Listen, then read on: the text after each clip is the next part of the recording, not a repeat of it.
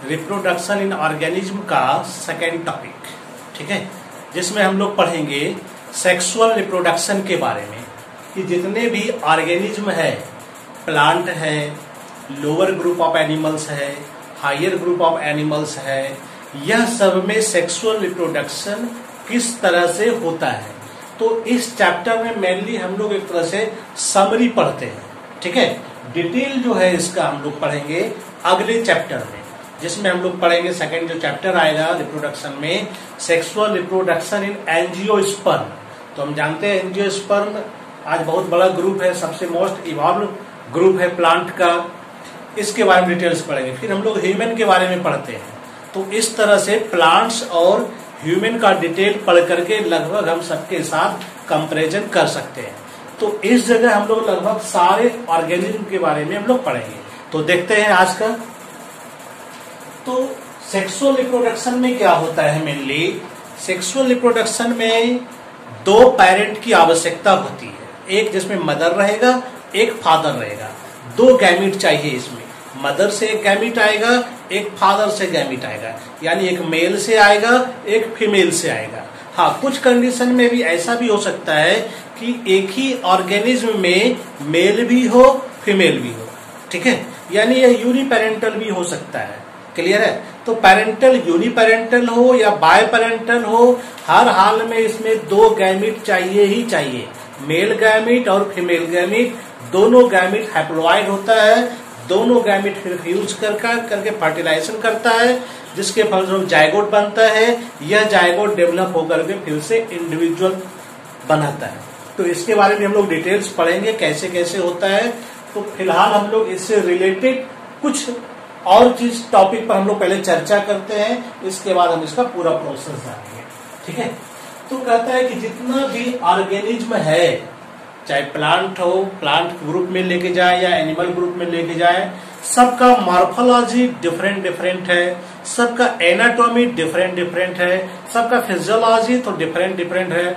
उसके बावजूद भी सब में सेक्सुअल रिप्रोडक्शन होता है, ठीक है। और यह सेक्सुअल रिप्रोडक्शन उसमें तब होता है जब उसका एक सर्टेन पीरियड के बाद वह मैच्योर हो जाता है, यानी कि कोई भी ऑर्गेनिज्म जन्म लेते के साथ ही सेक्सुअल रिप्रोडक्शन नहीं करता है। पहले उसका ग्रोथ होता है, मैच्योर हो जाता है, उसके बाद रिप्रोडक्शन करता है। इसका मतलब है कि सेक्सुअल रिप्रोडक्शन करने के लिए दो स्टेज का होना जरूरी है। एक तो फर्स्ट फेज, जिसमें कि प्लांट या एनिमल ग्रोथ एंड मैच्योर करता है, यानी इसको हम लोग कह सकते हैं वेजिटेटिव फेज, ठीक है, या जुवेनाइल फेज। सेकेंड होता है रिप्रोडक्टिव फेज। क्लियर है। तो वेजिटेटिव फेज या जुवेनाइल फेज में क्या होता है, इस फेज के दौरान प्लांट या एनिमल रिप्रोडक्शन करने के लायक तैयार होता है। क्लियर, यानी रिप्रोडक्शन की कैपेसिटी को डेवलप करता है ताकि वो रिप्रोडक्शन कर सके। तो किसी में यह कम समय के लिए होता है, किसी में यह ज्यादा समय के लिए होता है। तो आइए हम लोग देखते हैं आगे। तो प्लांट्स की अगर हम बात करें तो उसमें वेजिटेटिव फेज और रिप्रोडक्टिव फेज क्या हो सकता है, उसके आधार पर हम लोग प्लांट को तीन भागों में बांटते हैं। एक होता है एनुअल प्लांट, एक बायएनुअल प्लांट और एक पर एनुअल प्लांट। एनुअल प्लांट किसको कहते हैं? एनुअल प्लांट का मतलब हो गया कि वैसा प्लांट जिसका वन सीजन में ही, ठीक है, यानी 1 ईयर में ही इसका दोनों फेज आ जाएगा, वेजिटेटिव फेज भी और रिप्रोडक्टिव फेज भी, यानी कि एक ही सीजन में इसका पूरा लाइफ साइकिल खत्म हो जाएगा। वेजिटेटिव फेज का मतलब क्या हो गया कि पूरा प्लांट ग्रोथ होकर जाता है, उसके बाद उसमें रिप्रोडक्शन स्टेज जब शुरू होता है तो उसमें फ्लावर तैयार होता है, फिर पॉलिनेशन होगा, फर्टिलाइजेशन होगा, फ्रूट बनेगा, सीड बनेगा। तो सीड बनने तक की कहानी, ठीक है, यहां तक का जो स्टेज कहलाता है ये वेजिटेटिव फेज और रिप्रोडक्टिव फेज, दो फेज हो जाता है। क्लियर है। इसी को हम लोग कहते हैं एनुअल प्लांट। क्लियर है। जैसे व्हीट राइस को अगर आप देखेंगे, एक ही सीजन में यह व्हीट का प्लांट लगता भी है, फ्लावरिंग भी करता है और फिर काट करके हम घर भी ले आते हैं। तो ये एक ही सीजन में क्लियर हो जाता है। राइस भी एक ही सीजन में क्लियर हो जाता है। क्लियर है? इसलिए यह सर एनुअल प्लांट है। बायएनुअल में जाएंगे तो बायएनुअल प्लांट में क्या होगा, एक सीजन में ये ग्रो करेगा, मैच्योरिटी प्राप्त करेगा, ठीक है, और सेकेंड सीजन में ये फ्लावरिंग देगा, सीड तैयार होगा।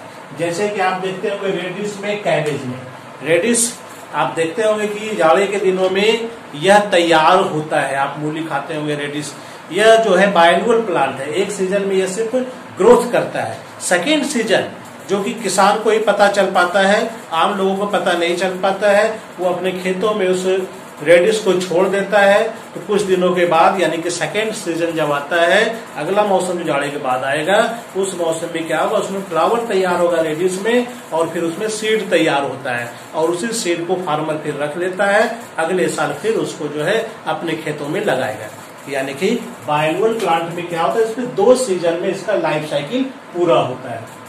पेरेनुअल प्लांट का मतलब है कि बहुत दिनों तक ये प्लांट चलेगा, हर एक सीजन में ये तैयार रहेगा। एक बार ये अगर वेजिटेटिव ग्रोथ तैयार कर लेता है, एक बार ये मैच्योर हो जाता है, उसके बाद हर एक साल, हर एक सीजन में यह फ्लावर देगा, फ्रूट तैयार होगा, जैसे कि मैंगो वगैरह है, गावा है। एक बार मैंगो का प्लांट जो तैयार हो जाता है, यानी वेजिटेटिव मैच्योरिटी प्राप्त कर लेता है, तो उसके बाद हर एक साल हम देखते हैं कि उसमें फ्लावर तैयार होते रहता है, और उसमें मैंगो गावा तैयार होते रहता है, रिप्रोडक्टिव फेज। तो इसी को हम लोग कहते हैं पेरेनुअल प्लांट। पेरेनुअल प्लांट हम देखेंगे 2 प्रकार का होता है, एक पॉलीकार्पिक होता है और एक मोनोकार्पिक होता है। पॉलीकार्पिक किसको कहते हैं? पॉलीकार्पिक का मतलब हो गया कि एक बार जो प्लांट मैच्योर हो जाता है, उसके बाद वो हर एक साल फ्रूट को देता है। क्लियर है?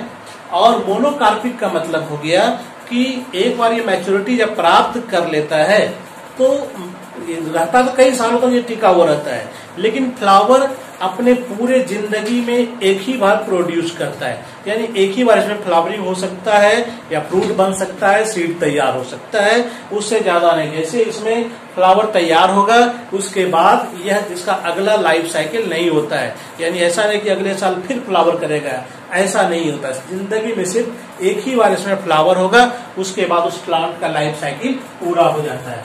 इसको हम लोग कहते हैं मोनोकार्पिक। जैसे कि बम्बू का है, 50-100 साल लग जाता है इसको मैच्योर होने में, फ्लावरिंग होने में, लेकिन जब इसमें बम्बू में फ्लावर होता है तो उसके बाद उसका डेथ हो जाता है। क्लियर है? एक है नीला कुरंजी, जो कि नीलगिरी पहाड़ियों में पाया जाता है। नीला कुरंजी भी हर एक 12 साल पर ये फ्लावर देता है, उसके पहले ये नहीं देता है। तो यह भी एक प्रकार से मोनोकार्पिक प्लांट ही है। क्लियर हो गया? ये हो गया प्लांट्स के बारे में। अब चर्चा करते हैं थोड़ा एनिमल के बारे में कि एनिमल का लाइफ साइकिल कैसे पूरा होता है। तो एनिमल भी जब अपना ग्रोथ कर लेता है, तो उसमें एक टाइम आता है प्यूबर्टी स्टेज का, जहां पर उसमें क्या होगा, ओव्यूलेशन होगा, यानी कि फीमेल ओवा तैयार करती है। तो ओवा जो फीमेल तैयार करती है, इसको हम लोग कहते हैं ओव्यूलेशन। तो एनिमल में, ह्यूमन में ये अलग अलग प्रकार से होता है। अगर हम ह्यूमन की बात करें, जो कि प्राइमेट में आता है, ह्यूमन है, मंकी है, एप्स है, इसमें स्पेशल रिप्रोडक्टिव साइकिल होता है, जिसको हम लोग कहते हैं मेंस्ट्रुअल साइकिल। यह फिक्स बेज का होता है और यह सालों भर होता है। इसका मतलब क्या है कि मेंस्ट्रुअल साइकिल के दौरान ओव्यूलेशन होता रहता है, हर हमेशा यह होते रहता है, जिसके कारण यह जीव हमेशा रिप्रोडक्शन कर सकता है। लेकिन वही जो नॉन प्राइमेट मैमल्स होते हैं, काऊ है, रैट है, डॉग है, इसके साथ ऐसा नहीं होता। ये साल के कुछ दिनों में ही यह इसमें मेंस्ट्रुएशन होता है। इसके मेंस्ट्रुएशन के लिए नाम दिया गया है एस्ट्रस साइकिल। इसके मेंस्ट्रुएशन को हम लोग क्या कहते हैं? एस्ट्रस साइकिल कहते हैं। क्लियर है?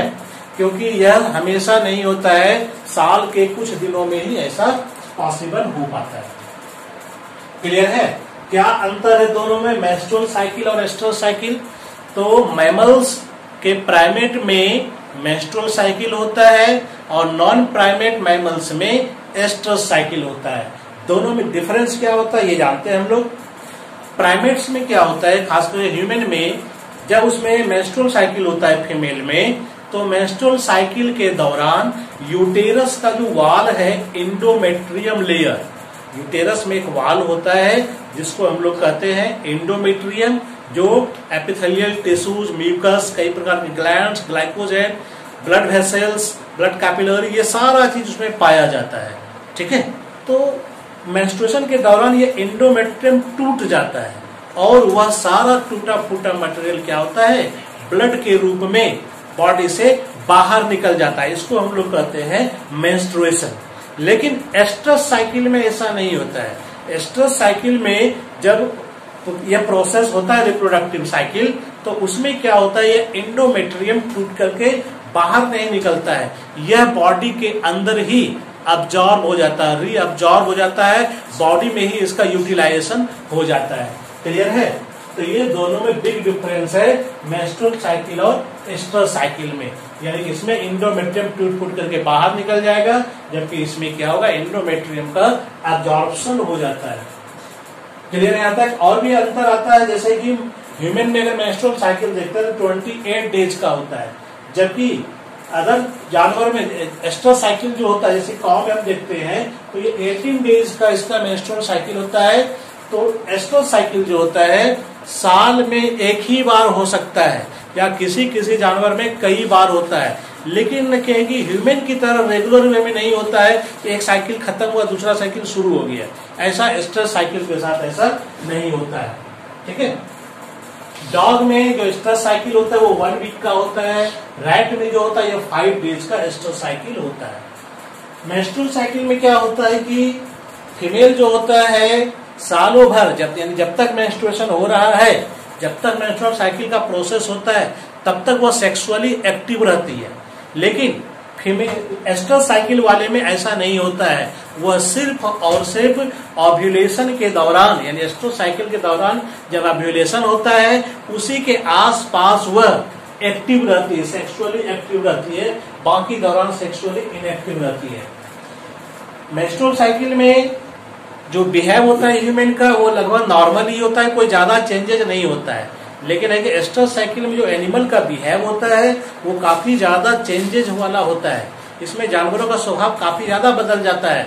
उस दौरान उसमें एक तरह से एक पीरियड चलता है जिसको हम लोग कहते हैं हिटिंग पीरियड। इस दौरान वो सेक्सुअली बहुत ज्यादा एक्टिव होती है। क्लियर है?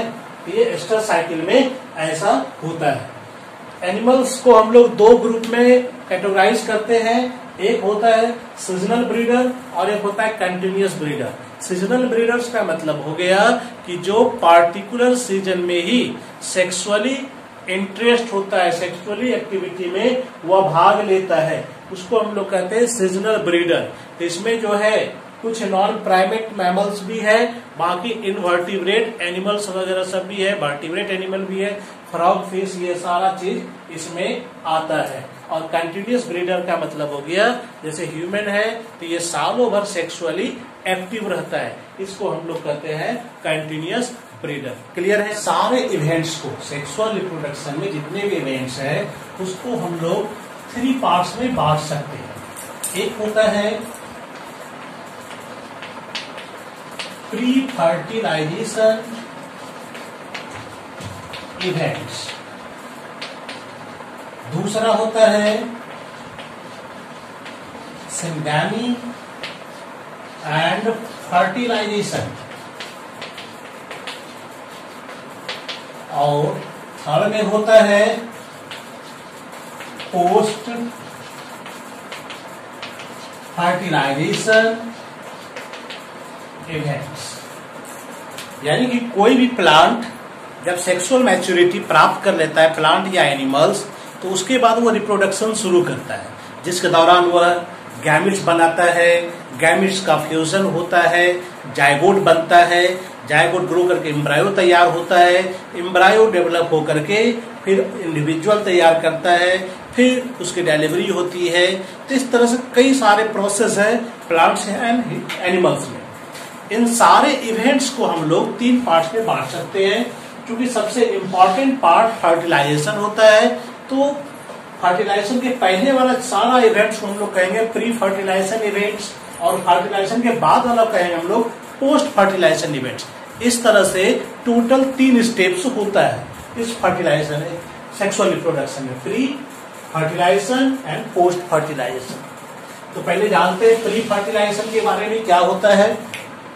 यानी वो सारा इवेंट्स जो प्री फर्टिलाइजेशन के दौरान होता है उसको हम लोग कहते हैं प्री फर्टिलाइजेशन इवेंट्स। तो क्या क्या होता है इस दौरान? मेनली दो घटनाएं होती है। एक होता है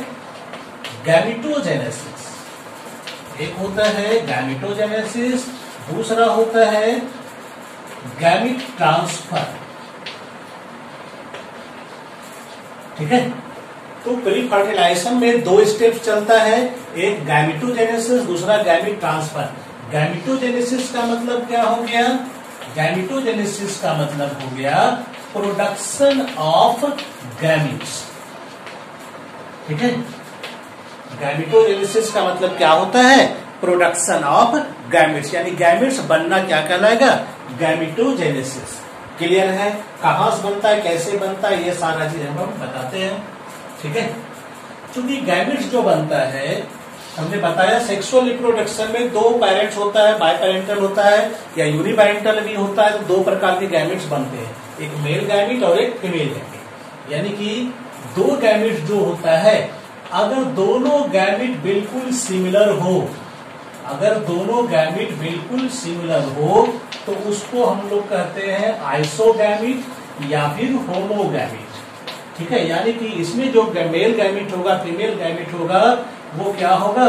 मॉर्फोलॉजिकली सिमिलर होगा। ठीक है, यानी कि बाहर से देखने में बिल्कुल एक जैसा लगेगा, शेप एक जैसा रहेगा, साइज एक जैसा रहेगा। ऐसे गैमेट को हम लोग कह सकते हैं आइसोगैमेट या फिर होमोगैमेट। क्लियर है यहाँ तक? या साइज में डिफरेंस होगा तो आइसोगैमेट भी कहते हैं। तो मेनली ये होमोगैमेट हो गया। यहाँ पर वो जेनेटिकली जरूर डिफरेंट होता है, लेकिन है कि मॉर्फोलॉजिकली जो है वो सिमिलर ही होता है। दूसरा होगा अगर गैमेट दोनों सिमिलर नहीं हो तो इसको हम लोग कह सकते हैं हेटेरोगैमेट। क्या कहेंगे हम लोग? हेटेरोगैमेट। क्लियर? यहाँ पर दोनों बिल्कुल अलग अलग प्रकार के गैमेट होंगे। यहाँ पर दोनों गैमेट का नाम भी अलग अलग हो सकता है, male gamete and female gamete. Clear है? हेटेरोगैमेट में क्या होता है? दो प्रकार के गैमेट हो सकते हैं, मेल गैमेट हो सकता है और फीमेल गैमेट हो सकता है। दोनों बिल्कुल डिफरेंट दिखेगा। क्या क्या दोनों में डिफरेंसेस हो सकता है इसकी चर्चा करते हैं।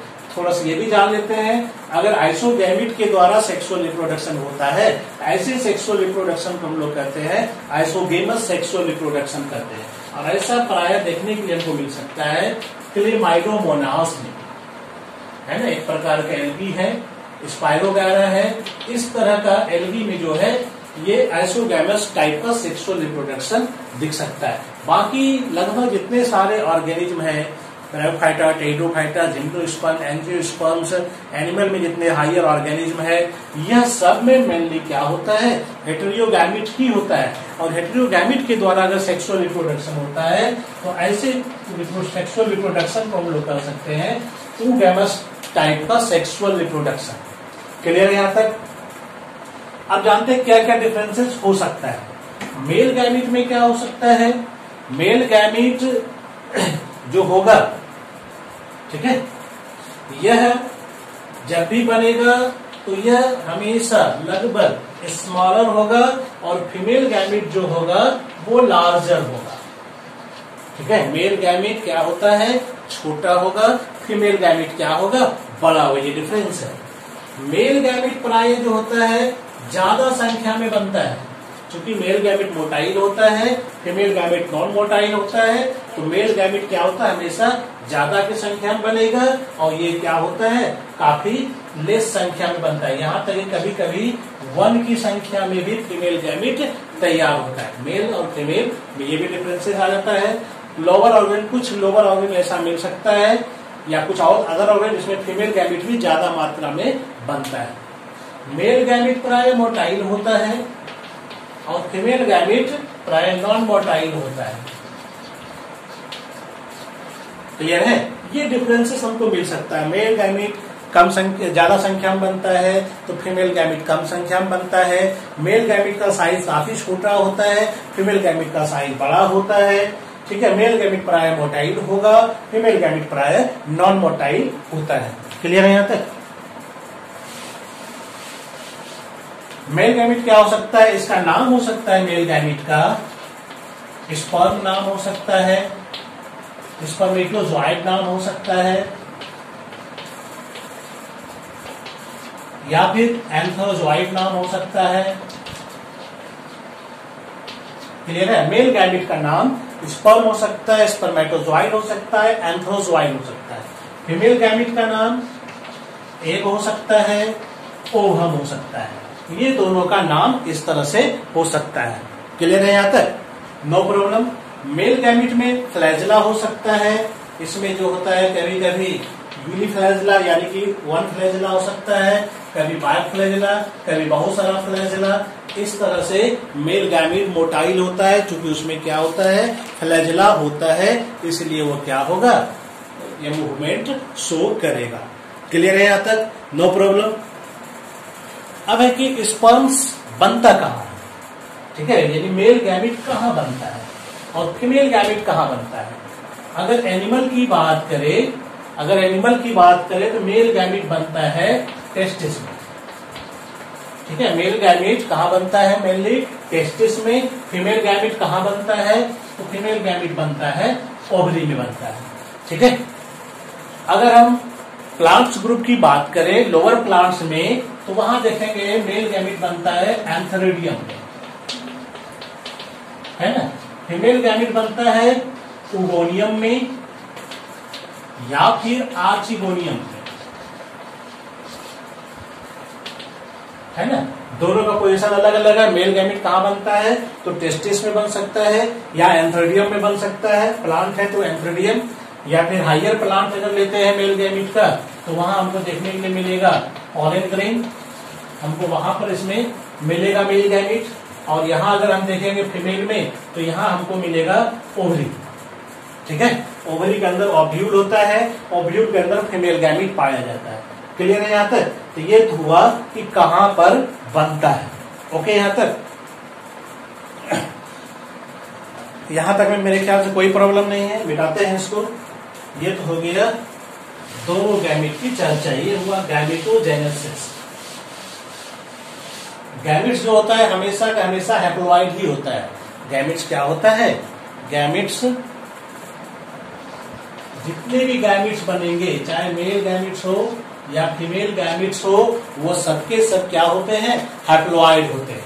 चाहे उसके पेरेंट्स कुछ भी हो, इसके पेरेंट्स जो है जिससे बन रहा है वो डिप्लॉइड हो या फिर हैप्लॉइड हो, यानी पेरेंट्स डिप्लॉइड होगा या हैप्लॉइड होगा, लेकिन उसका गैमेट्स तो हैप्लॉइड ही होगा।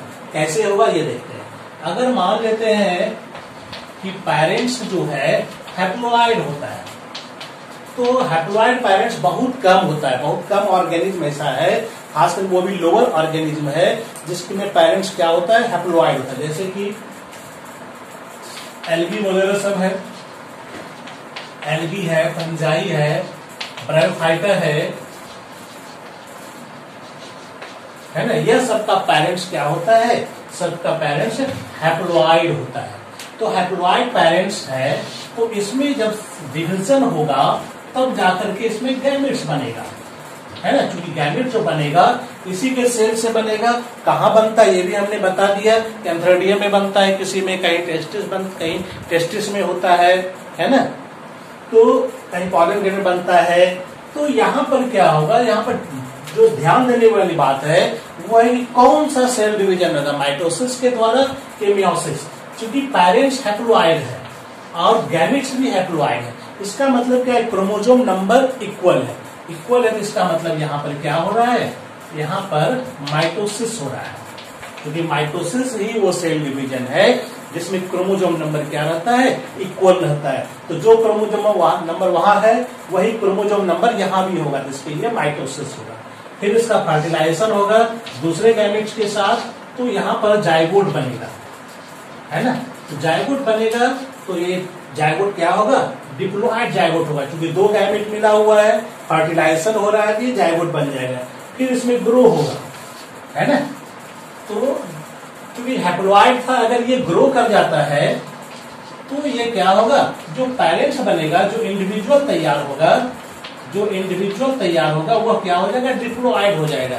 तो इससे क्या होगा, सारा सिस्टम ही गड़बड़ा जाएगा।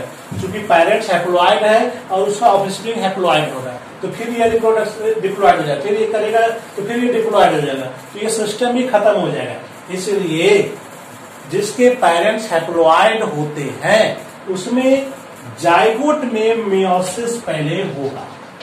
क्या होगा, जाइगोट में मियोसिस डिवीजन होगा, तब जाकर के यह क्या होगा, यहाँ पर एक हैप्लॉइड सेल तैयार होगा। उसके बाद जो इंडिविजुअल ग्रो करेगा तो वह हैप्लॉइड होगा, यानी कि प्लॉइडी मेंटेन हो गया। क्लियर है? एक बार फिर से यहां पर समझते हैं। अगर पेरेंट्स हैप्लॉइड है, खास करके एल्गी फंजाई ब्रायोफाइटा का पेरेंट्स हैप्लॉइड होता है, इसमें जब गैमेट्स बनेगा तो माइटोसिस सेल डिवीजन होगा। क्योंकि माइटोसिस में क्या होता है, क्रोमोसोम नंबर इक्वल होता है, इसलिए गैमेट्स भी क्या हो जाएगा, हैप्लॉइड ही बनेगा। लेकिन जब मेल गैमेट और फीमेल गैमेट दोनों गैमेट मिलेगा, दो हैप्लॉइड मिलेगा, तो यहाँ पर फर्टिलाइजेशन होने जो जाइगोट बनेगा वो डिप्लॉइड हो जाएगा। अब अगर ये जाइगोट सीधे ग्रो कर जाएगा तो डिप्लॉइड जीव तैयार हो जाएगा। तो लेकिन है कि बनना क्या है, इसको हैप्लॉइड बनना है। जब इसको हैप्लॉइड बनना है, इसका मतलब है कि पहले इसको मियोसिस करना पड़ेगा। मियोसिस में क्या होता है, क्रोमोसोम नंबर रिड्यूस होकर हाफ हो जाएगा। 2n है तो ये क्या होगा, n हो जाएगा। उसके बाद ये ग्रो करके पूरा हैप्लॉइड इंडिविजुअल तैयार करेगा। ये तैयार तरीका होता है। यानी यहाँ पर जो मियोसिस होता है, इस मियोसिस को हम लोग कहते हैं जाइगोटिक मियोसिस। क्लियर है यहाँ तक? अब अगर पेरेंट्स डिप्लॉइड है, जैसे कि टेरिडोफाइटा में होता है, जिम्नोस्पर्म में होता है, एंजियोस्पर्म में होता है, यह सबका पेरेंट्स क्या होता है, डिप्लॉइड होता है। हायर ऑर्गेन जितना होता है लगभग सबका पेरेंट्स डिप्लॉइड होता है, सबसे ज्यादा डिप्लॉइड पेरेंट्स ही होता है। इसका जब गैमेट्स बनेगा, क्योंकि हमने बता दिया है कि गैमेट्स क्या होता है, हमेशा हैप्लॉइड ही होता है, चाहे उसका पेरेंट्स कुछ भी हो, डिप्लॉइड हो या हैप्लॉइड, गैमेट्स हैप्लॉइड ही बनना चाहिए। तो ये पेरेंट्स डिप्लॉइड, लेकिन इसको हैप्लॉइड होना है। इसका मतलब यहाँ पर कौन सा सेल डिवीजन होगा, तो मियोसिस होगा यहाँ पर। क्योंकि मियोसिस में क्या होता है, क्रोमोसोम नंबर रिड्यूस होकर के हाफ हो जाता है। 2n से क्या हो गया, ये n हो गया, और फिर ये हैप्लॉइड गैमेट्स बन गया। इसके बाद जब ये दूसरे हैप्लॉइड गैमेट से मिलेगा तो ये जाइगोट बनेगा, और ये जाइगोट क्या होगा, डिप्लॉइड होगा। यहाँ पर इसको मियोसिस नहीं करना है, क्योंकि मियोसिस करेगा हैप्लॉइड बन जाएगा, वो ग्रो करेगा हैप्लॉइड पेरेंट बन जाएगा। तो यहाँ पे इसको डिप्लॉइड पेरेंट बनना है, इसलिए ये डायरेक्टली क्या होगा, ग्रो करेगा। तो जो जीव तैयार हो रहा है, जो इंडिविजुअल तैयार होगा, वो डिप्लॉइड तैयार हो जाएगा, बिल्कुल अपने पेरेंट की तरह ये तैयार हो जाएगा। क्लियर है? तो इस तरह से गैमेटोजेनेसिस का प्रोसेस होता है। क्लियर है यहाँ तक? ये समझ में आ गया। इसके बाद बारी आती है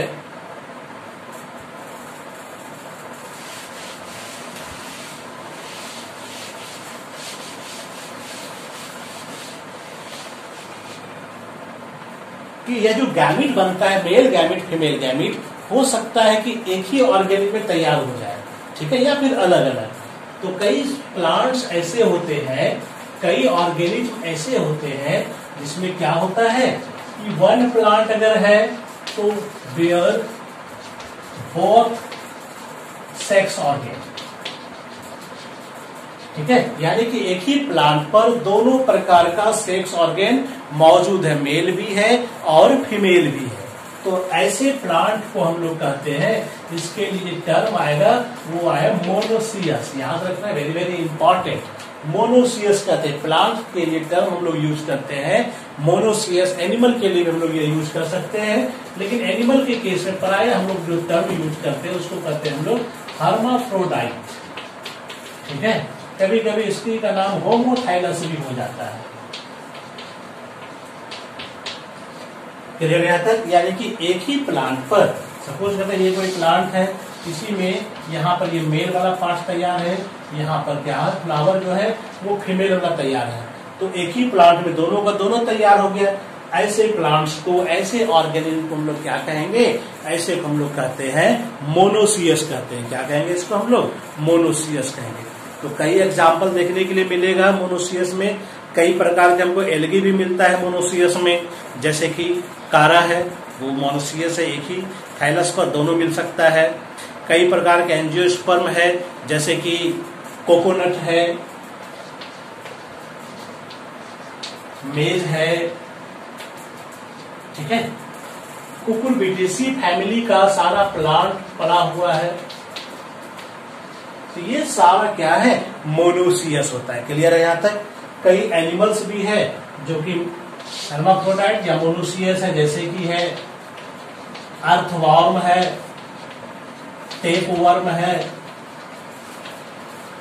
ना। तो ये सारा क्या है, हर्माफ्रोडाइट एनिमल है, मोनोसियस एनिमल। क्लियर हो गया मोनोसियस कॉन्सेप्ट क्लियर। मोनोसियस में क्या होता है, मोनो मतलब सिंगल होता है, यानी सिंगल ऑर्गेनिज्म में ही दोनों प्रकार का सेक्स ऑर्गेन मौजूद है, मेल भी है और फीमेल भी है, यानी दोनों गैमेट यही प्रोड्यूस हो रहा है एक ही ऑर्गेनिज्म में। तो ऐसे ऑर्गेनिज्म हम लोग कहेंगे मोनोसियस। क्लियर है।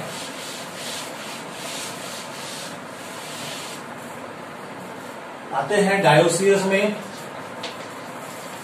दूसरा जो ग्रुप है वो डायोसियस कहलाता है। इसमें क्या होता है, मेल एंड फीमेल, ठीक है, बोथ सेक्स ऑर्गेन, दोनों जो सेक्स ऑर्गेन होगा lie on separate plant, separate organism. अगर अलग अलग ऑर्गेनिज्म में मौजूद हो तो उसको हम लोग कहते हैं डायोसियस। यानी कि जैसे कि हमने देखा हुआ पपाया में, इसमें क्या होता है, मेल पपाया अलग होता है, फीमेल पपाया अलग होता है। फीमेल में पपीता होता है, मेल में सिर्फ और सिर्फ फ्लावर होता है। तो पपाया का प्लांट डायोसियस प्लांट है। डेट पाम है, तो ये भी क्या है, डायोसियस का प्लांट है। इसमें भी मेल फ्लावर वाला प्लांट अलग होता है और फीमेल फ्लावर वाला प्लांट अलग अलग होता है। क्लियर है यहाँ तक, ये समझ में आ गया मोनोसियस एंड डायोसियस, कहीं कोई दिक्कत नहीं है। एक चीज और हम बता देते हैं, यहाँ पर से एक और क्वेश्चन आता है परीक्षा में गैमेटोजेनेसिस से, कि जिस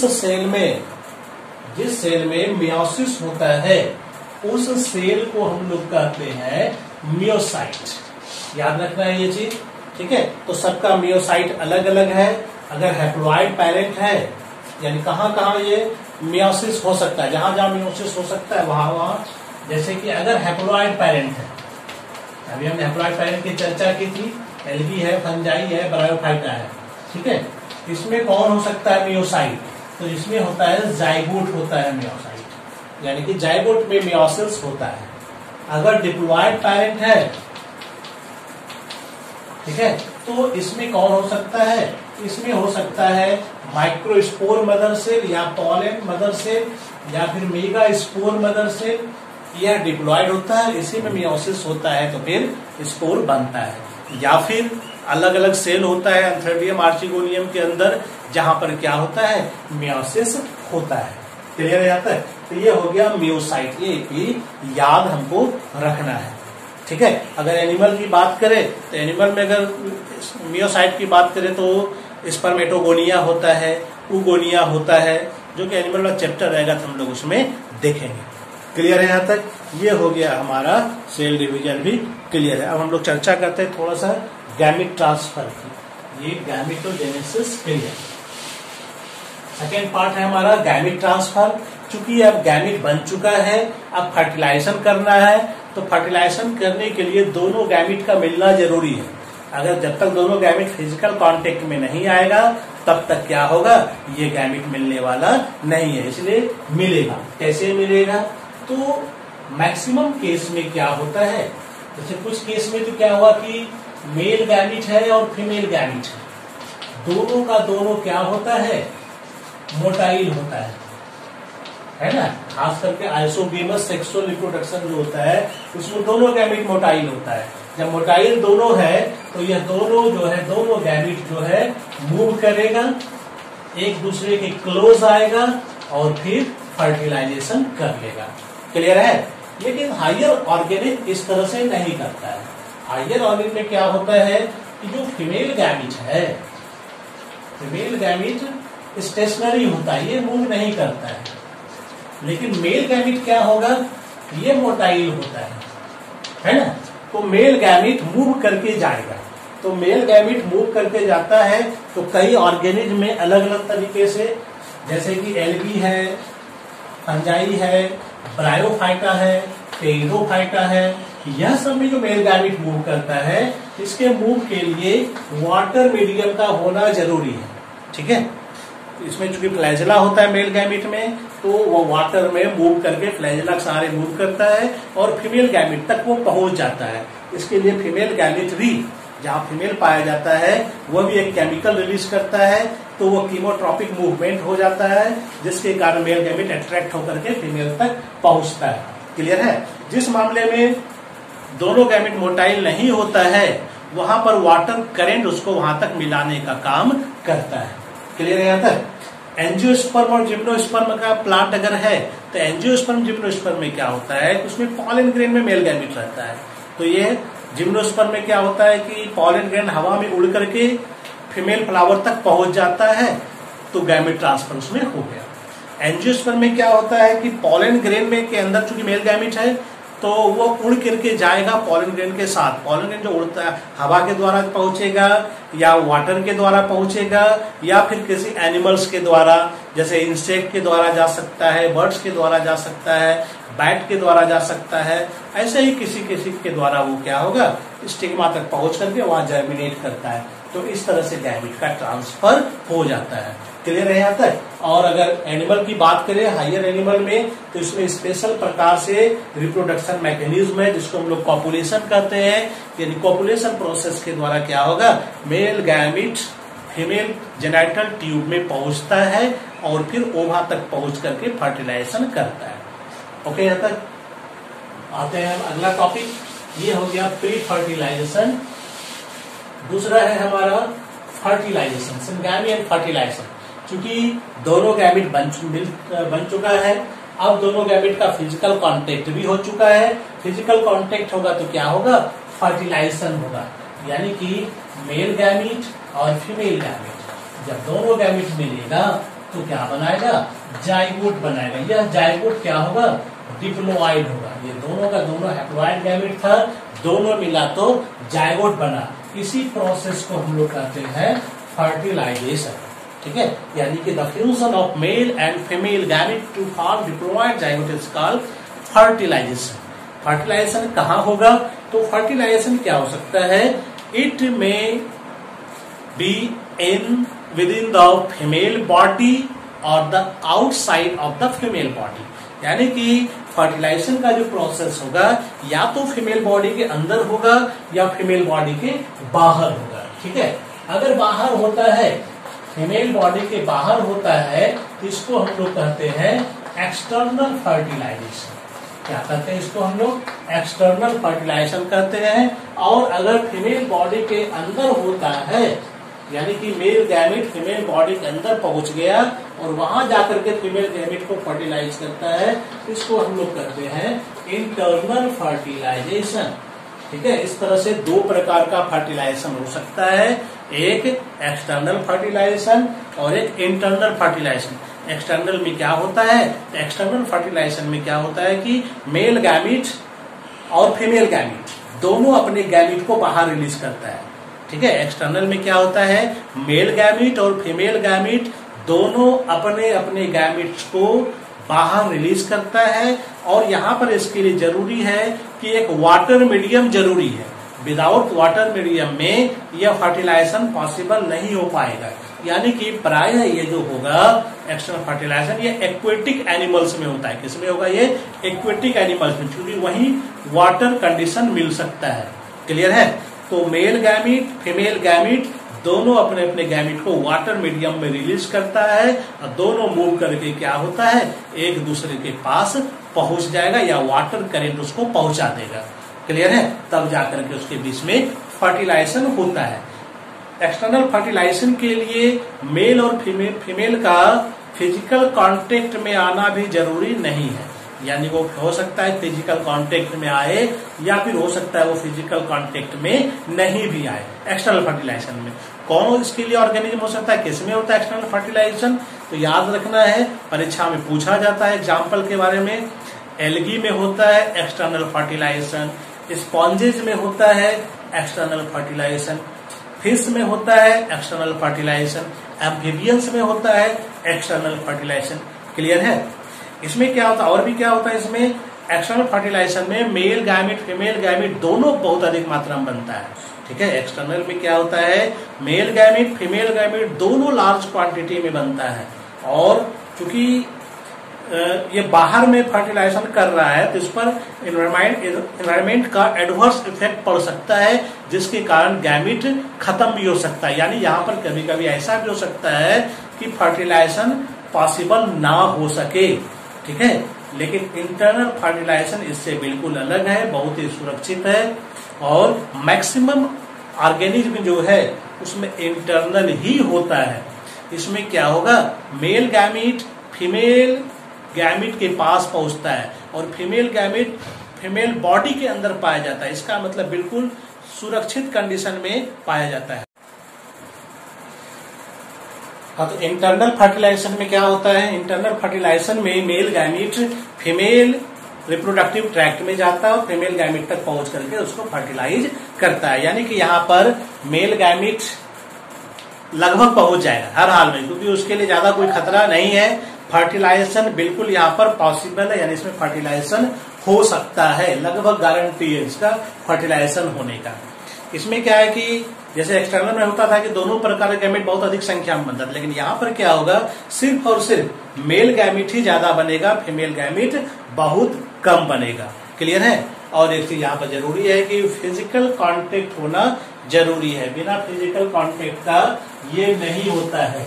हाँ, अगर बिना फिजिकल कांटेक्ट का होता है, इसका मतलब तो वो आर्टिफिशियल हो जाएगा। क्लियर है? तो ये तो फर्टिलाइजेशन हुआ। कुछ जीव ऐसा भी है जिसमें क्या होता है कि बिना फर्टिलाइजेशन का ही फीमेल गैमेट का डेवलपमेंट इंडिविजुअल में हो जाता है। क्लियर है? यानी कभी कभी ऐसा भी देखने के लिए मिलता है कि ऑफस्प्रिंग जो तैयार होगा वो फीमेल गैमेट डेवलप होकर के तैयार कर देता है, यानी कि वहां पर फर्टिलाइजेशन नहीं होता है। इस प्रोसेस को हम लोग कहते हैं पार्थेनोजेनेसिस। क्या कहते हैं इसको हम लोग? पार्थेनोजेनेसिस।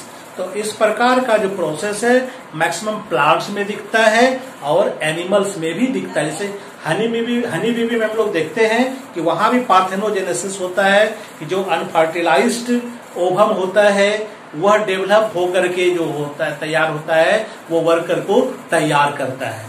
ठीक है? और जो फर्टिलाइज होता है उससे क्वीन बनता है। आगे बढ़ते हैं, अनफर्टिलाइज से वहां पर जो है ड्रोन तैयार होता है। सॉरी, इसके बाद आते हैं हम लोग पार्थेनोजेनेसिस। क्लियर हो गया?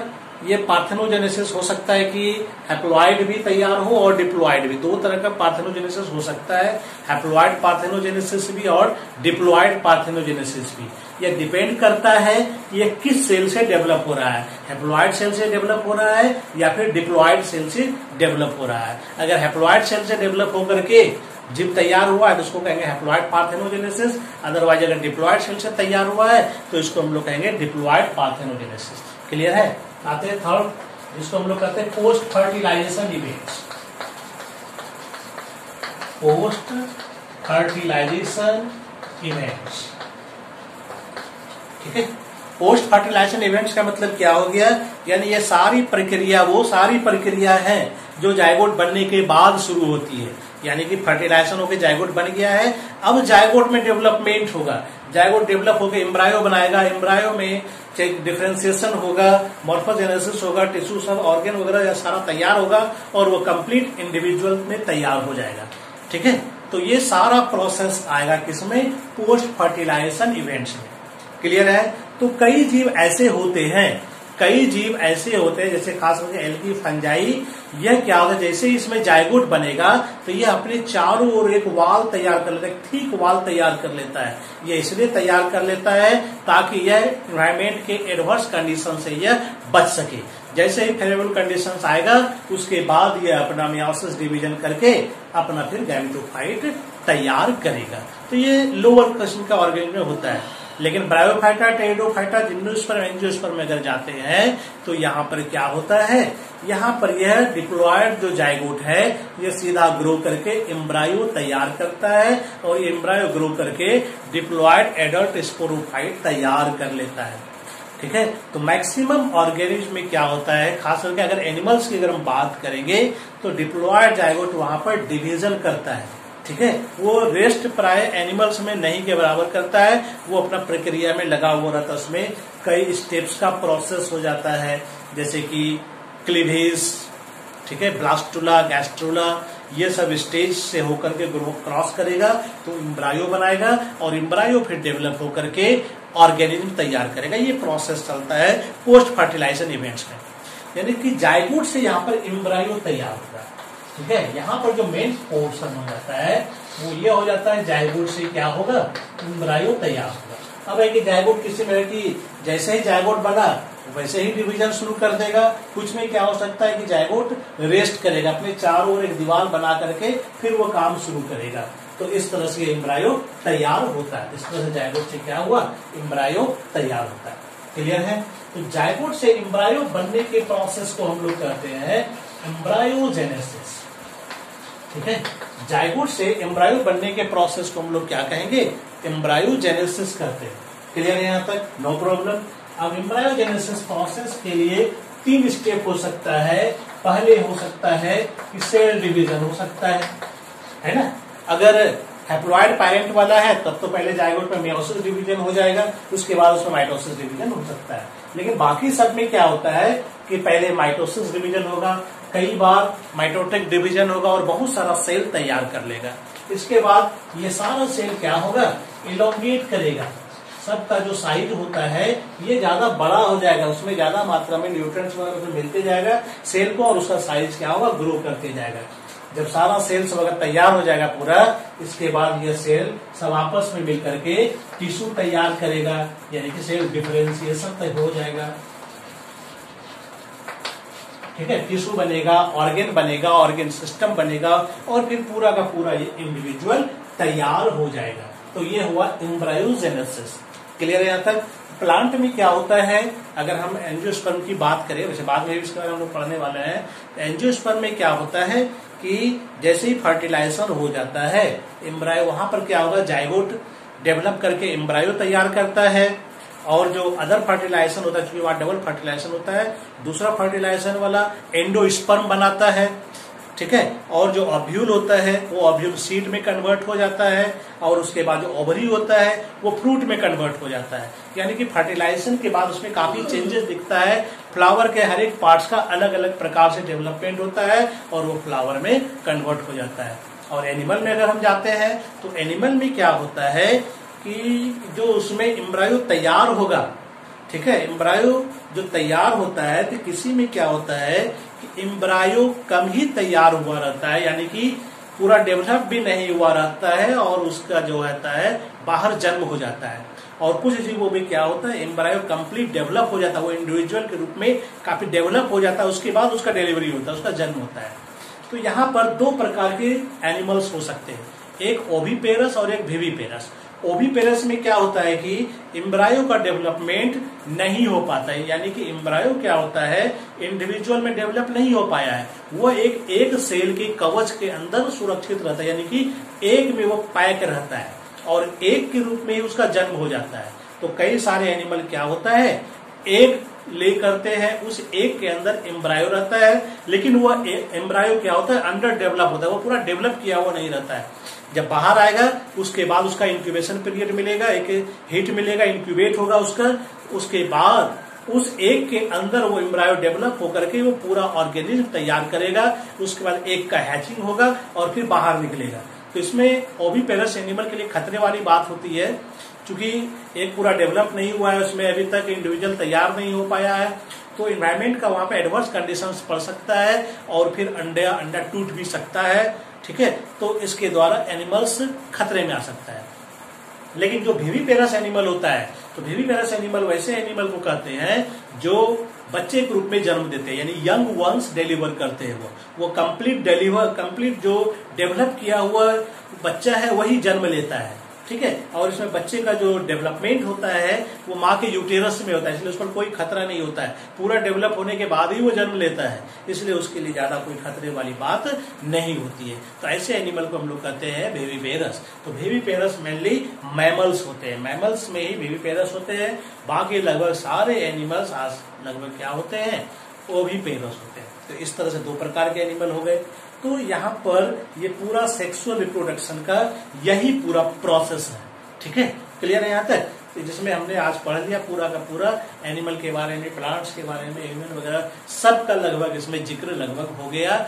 अब अगला जो टॉपिक होगा उसमें भले हम लोग अलग अलग पढ़ेंगे। तो अगला वीडियो भी YouTube पर हमारा मौजूद है, आप उसको देखिए। सेक्सुअल रिप्रोडक्शन इन एंजियोस्पर्म करके आप चैनल को सर्च कीजिए। ओम चैतन्य बायोलॉजी चैनल का नाम है, इसको आप सब्सक्राइब कीजिए, बेल नोटिफिकेशन को ऑन कीजिए, ताकि जैसे ही कोई वीडियो अपलोड होगा आपके पास इंफॉर्मेशन आ जाएगा और आप तुरंत उसको आप देख सकेंगे। और हर दिन शाम के 7 बजे 12 का बायोलॉजी का क्लास चल रहा है, लाइव क्लास होता है। आप भी 7 बजे बायोलॉजी का क्लास ज्वाइन कीजिए। इसके लिए आप सब्सक्राइब कीजिए चैनल को और उसके बाद आप हमें मैसेज करें ताकि आपको हम लिंक दे सके, ठीक है। और उसके बाद आप लाइव क्लास को आप ज्वाइन कर सकते हैं। Thank you.